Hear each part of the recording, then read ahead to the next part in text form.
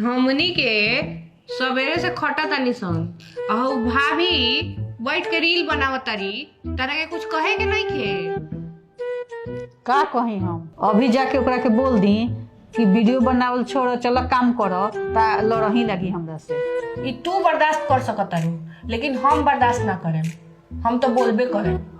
ठीक बा तू प्रयास कइए लो, हम तो कह के थक गइल बानी, बोलत बोलत हार गइल बानी। ठीक बा हम जाता नहीं।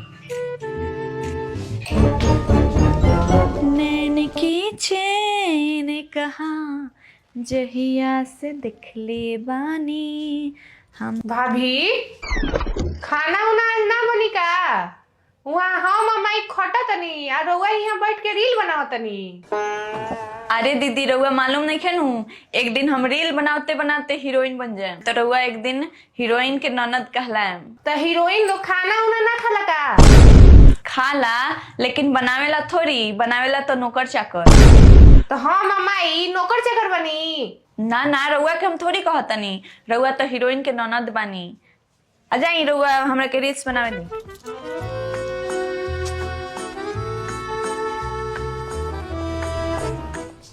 आ गइलू समझा के।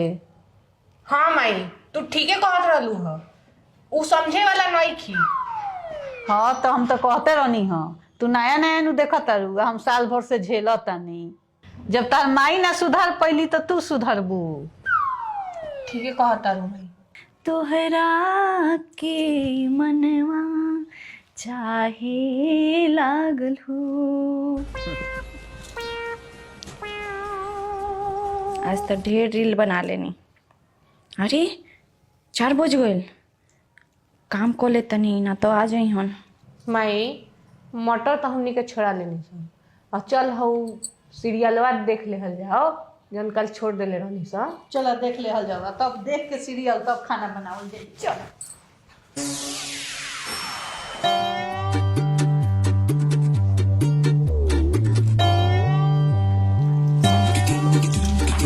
अरे मटर तो छिलल बा, जा तनी चिवड़ा मटर भूंज देवे याउते हो।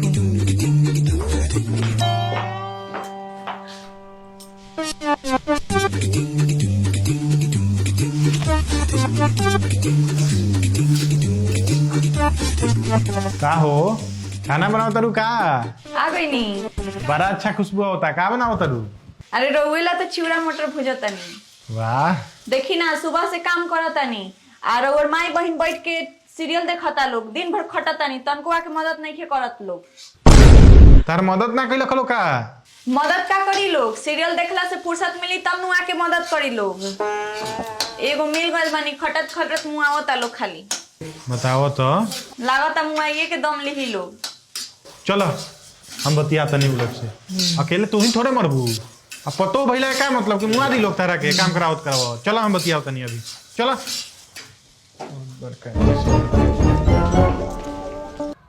माई हमरा बुझाता नु कि एकर ससुइये ढकेले बिया एकरा।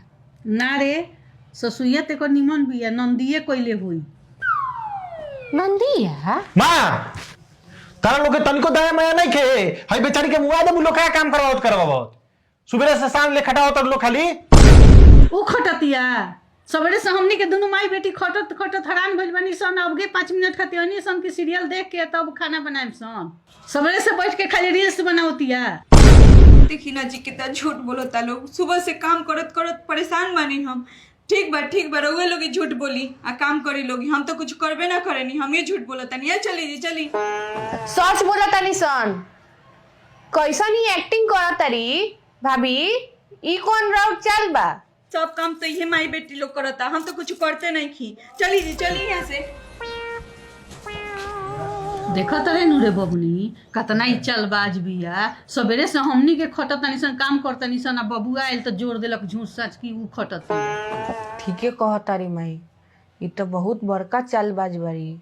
इनका के नु सबक सिखावे के पड़ी, ई ऐसे ना सुधरी। हमरा पास एगो आइडिया बा, हम जैसे जैसे कहतानी नु वैसे ही करी। और देखा इनका के हम पर्दा फाश करतानी बबुआ के सामने। का आइडिया बा? कल सवेरे हमनी के मौसी के यहाँ चलल जाई आ दिन भर उहे रहल जाई तो दिन भर तो हमनी के ना रहम तो ई तो काम धंधा ना करी हन, बैठ के रील्स बनई हन। तो बबुआ आई तो देखी कि काम उम नइखे भइल तो अपने समझ जाई। हाँ ठीक है कहता कल सवेरे चल जी। हाँ इहे करल जाई। अब बताओ तनी इनका के। ए जी दोनों माई बेटी लोग काम में मदद करत नहीं खेलो। आ देखी ना हम इतना अच्छा अच्छा रील्स बनावत तनी 20-20 को लाइक आवता। आगे चल के कोनो डायरेक्टर हमरा के सिलेक्शन कर ली ही तो हम हीरोइन बन जाएम तो रोवे लोग के नाम रोशन होई। सब तो ठीक बा, इन कामों कल जरूरी बनू, घर के काम करबू साथे मिलके। एकरा ला आदमी नानू बुलावल जाई दोसर। बबुओ हमनी के जाता नहीं सन। कहाँ जाता रू लोग? जाता नहीं सन मौसी यहाँ शिव चर्चा बा बुलौले बड़ी शाम ले आइम सन। अच्छा ना शिव चर्चा में जाए के चाहिए। जाता नहीं लोगी तो काम हुआ के करी? सब तो काम तू ही करेलू तो हमनी के रहले चाहे ना रहले का फर्क पड़े के बा। आजो कर ली हो हमनी के जाता नहीं सन शिव चर्चा बा बहिन हिया तो हम जाइम ना। हाँ भगवान के पूजा पाठ तो करही के चाहिए, एमे का बात नहीं। आजो मैनेज कर ली हो, एक दिन के न बात बा। ठीक बा जा लो।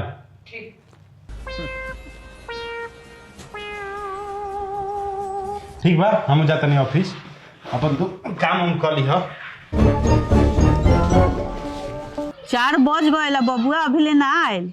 आज बबुआ आ जाई नु तबे घरे चलल जाई कि बबुआ सब देखी। ठीक कह तारू। अरे हई आ गई।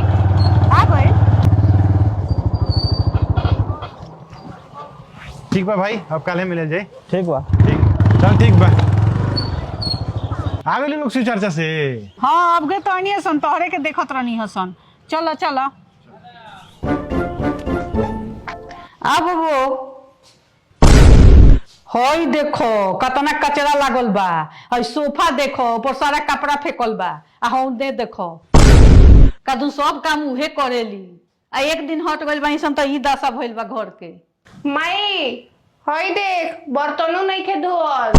बताओ तो अभी ले बर्तनों नहीं के धुआइल। आ हौ देखो बाथरूम में ना कपड़े फिचाइल बा। देख लो बबुआ अभी ले कपड़ों नहीं के धुआइल। आँख से देखबो तो अरे आ गए लोग का? कितना तरह के पट्टी अच्छा हमरा खिलाफ भड़कावता लोग इनका के। अच्छा रुको लोग अभी बताओ तनी। हम शिव चर्चा में ना गरनी हो, हम तहर आँख खोले ला गरनी से हटरनी से दोनों माई बेटी की देखो कि का होता घर में। हाँ माँ ये हमरा आँख पर तो पट्टी बांध देले रही है। हमरा से कहली कि तू लोग काम ना करेलू लोग। आज तो हम सच्चाई देख लेनी। चलो अभी हम बताओ तनी। चल दीदी। हम समझ गए तार तिरिया चरित्र। तू हमारा माई के खिलाफ और बहन के खिलाफ हमरा के भड़काव तलू हो। सारा काम हमरा माई बहन से करवावेलू। आज हमरा से कहेलू कि तू करेलू, आई लोग कुछ ना करेला। आज हमारा आँख खुल गए कि तू एको वो काम ना करेलू, सारा काम हमरा माई बहन से करावेलू। हमरा के हमरा माई बहन के खिलाफ भड़कावेलू। एक दिन ना रखल तो सारा काम यहीं पड़ल बा। उठल क्या नहीं खू उठा। आ गई नहीं रहुआ। हमर कितना तबीयत खराब बा। दोनों माई बेटी के कितना बार फोन कइनी है एको बना उठैला खलो। हम मर जाम तब रहुआ लोगी के चिंता हुई। देखो तो अपना तबीयत खराब है बेचारी के। आ तू लोग नाटक करेला, हमरा के बोका बनावेला। चल गइल लोग शिव चर्चा में, आ कॉल ना उठैली हो लोग। आज कुछ हो जाए इनका तो इनका माई बाप तो तोहरा लोग इन पर केस करी। तो हमनी के सारा लोग चक्की पिसती सन। हम तरह कुछ ना होके देम। हमरा रहते तरह कुछ ना हुई। अभी हम दवाई जाके ले आओ तनी। आ तू लोग हम तो जानता ही नहीं है कि तू लोग बेचोर बारू लोग।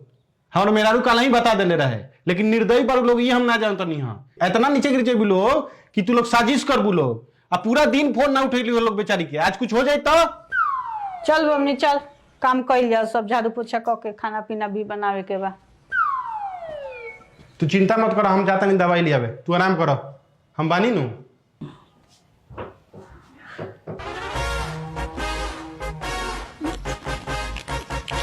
देखो तारे नु बबनी केंगो तिरिया चरितरी खेल देलक। फिर हमनिए के दोषी ठहरा देलक बबुआ के सामने। आ अपने नीमन बन गए। जाए दे माई, भगवान सब देखता रहन। एक दिन इनकर सच्चाई सबके सामने जरूर आई। हम हीरोइन हैं बन जाए एक दिन हीरोइन रील्स बनाते बनाते। वाह कितना बढ़िया रील बनल बा। अब तो हम सेलेक्ट होइए जाए। डायरेक्टर सब सेलेक्ट करिए ली लोग। का हो तरा ई नहीं के बुझात कि सते सते तनी काम करवा दी। दोनों माई बेटी सवेरे से खटत खटत मरत निसन। जाई ना हम काम करत तनी। कल बड़का शादी कैले नु रहने लोगी, बड़का भड़कावे चलल रहने लोगी हमरा दुल्हा के। कैसन अपन दाम अपने पर पड़ गयल। हमरा से चलल हलो पंगा लेवे। हमर माई सब सिखा के ट्रेंड करके भेजले बिया। खटी लोगी माई बेटी दोनों जना। अभी तक 1 बजता, हमार दुल्हा यहाँ 4 बजे तो हम उठेम और वो लोगी बनाई लोगी जल्दी जल्दी आ काढ़ के ले जाए उनका के खियावेला आ कहेम कि सब हमिए बनैले बानी और वो लोगी के खूब डांट सुनवाएम और बैठल बैठल खाली बोलत न रहतरी आवे दी लोगी। हम तहार तिरिया चरित्र समझ गई नहीं। इ तो 4 बजे नु आवे वाला रहलन हो, इ तो 1 बजे आ गइलन। बाप रे बाप, अब का होई। तू हमरा माई या बहन के खिलाफ साजिश करत रहलू अभी तक। सारा बात अभी हम सुनत नहीं 5 मिनट से कि तू का कहत तारू। उ तो भला होके हमरा बहन के कि हमरा रिकॉल कइलक हिया। हेलो, हाँ बाबू, देख ना तोर मेहरारू के तबीयत बहुत ज्यादा खराब हो गईल बा। हाँ तनी जल्दी आओ त। हाँ ठीक बा हम आओ तनी। ठीक बा आओ। अब इनका के बताओ तनी, ढेर रील बनावत रहली हो। यही से कहा जाला कि औरत के तिरिया चरित्र में कभी ना पड़े के चाहिए। हमारा आंख में पट्टी बना के रहे कि हम अपना माई बहन पर शक कईनी। तारा चलते अपना माई के और बहन के बोल देनी या डांट देनी। हमरा अपना आप पर शर्म आवता। आज निकल जा तू हमरा घर से अभी। खबरदार हमारे पतो के निकल घर से। तो कतनो बिया तो हमारे पतो ही है। अभी लड़का बिया, अपने धीरे धीरे सब सीख जाई। अभी ना समझ बिया, धीरे धीरे अपने समझ जाई। धीरे धीरे घर में रसी बसी तो सब जान जाई, सब ओकरा पता हो जाई, सब अपने ठीक हो जाई धीरे धीरे। तो जा अपन काम करो। देखो माई कैसन होली। मम्मी जी माफ कर दी हमरा के, हमरा से गलती हो गई बड़का। अब हम ना ही सब करम, हमरा और बेटी बन के रहें आ सब घर के काम संभाल ले।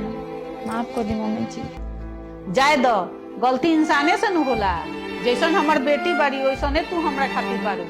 और परिवार में मिलजुल के या सब कोई मिल के काम धंधा करी आ खुशी से रही।